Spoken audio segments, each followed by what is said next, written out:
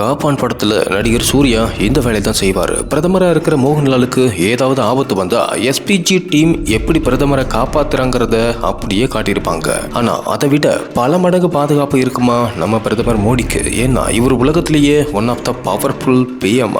அதனால ஒரு கோட்டை மாதிரி தான் அவருக்கு பாதுகாப்பு கொடுப்பாங்களாம். அதை பத்தி தான் இந்த வீடியோவில் டீட்டெயிலாக நம்ம பார்க்க போறோம். பிரதமர் பதவியில் யார் இருந்தாலும் இப்படியான பாதுகாப்பு தான் அவங்களுக்கு கொடுக்கப்படுமா. நம்மள பெரும்பாலானவங்களுக்கு தெரிஞ்சது Z+ பாதுகாப்பு தான். ஆனா அதையும் விட பலமான பாதுகாப்புலாம் இருக்கா. அதுதான் பிரதமர் மோடிக்கும் இப்போ இருக்குன்னு சொல்றாங்க.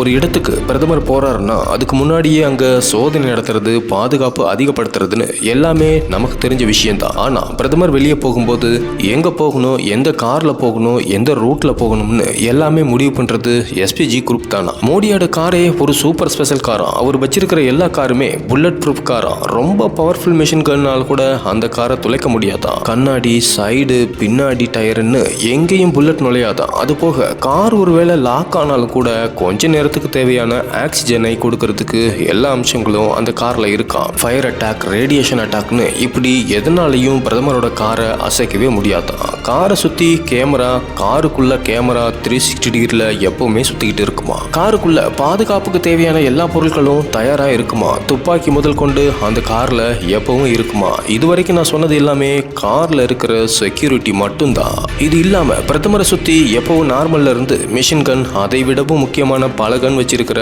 எஸ்பிஜி ஆளுங்க கூடவே இருப்பாங்களாம். பிரதமர் கூட்டம் அதிகமா இருக்கிற இடத்துக்கு போனா மஃப்டில சில எஸ்பிஜி ஆளுங்க மக்களை போலவே பதுங்கி இருந்து அவருக்கு பாதுகாப்பும் கொடுப்பாங்களாம். ஒரு மாநிலத்தோட சிஎம்ஓ இல்ல கவர்னரோ பிரதமரை நேரா போய் மீட் செய்யணும்னு நினைச்சாலும் முடியாதான். சிஎம்மோட கார்ல இருந்து அவரு கொண்டு போற எல்லா விஷயங்களையும் முழுசா சோதிச்ச பிறகுதான் அவரை பிரதமரையே பார்க்க விடுவாங்களா. முதல்வரோட வாகனம் பிரதமர் வாகனத்துக்கு பக்கத்துல கூட நிறுத்த விட மாட்டாங்களாம். ஏன்னா முதல்வர் வாகனம் வெடிச்சாலும் அதனால பிரதமருக்கு எந்த பாதிப்பும் இருக்கக்கூடாதுன்னு ரொம்ப பார்த்து எல்லா பாதுகாப்பையும் கொடுப்பாங்களாம். இப்படித்தான் பிரதமர் ஒவ்வொரு நாளும் தன்னோட பாதுகாப்பு படைகளோட வெளியே போயிட்டு வராராம். இவரோட பாதுகாப்புக்கே பல லட்சம் செலவு செய்வாங்கன்னு வேற சொல்லப்படுது. நேயர்களே, பிரதமரோட பாதுகாப்பு பத்தி நீங்க என்ன நினைக்கிறீங்க? கமெண்ட்ல சொல்லுங்க.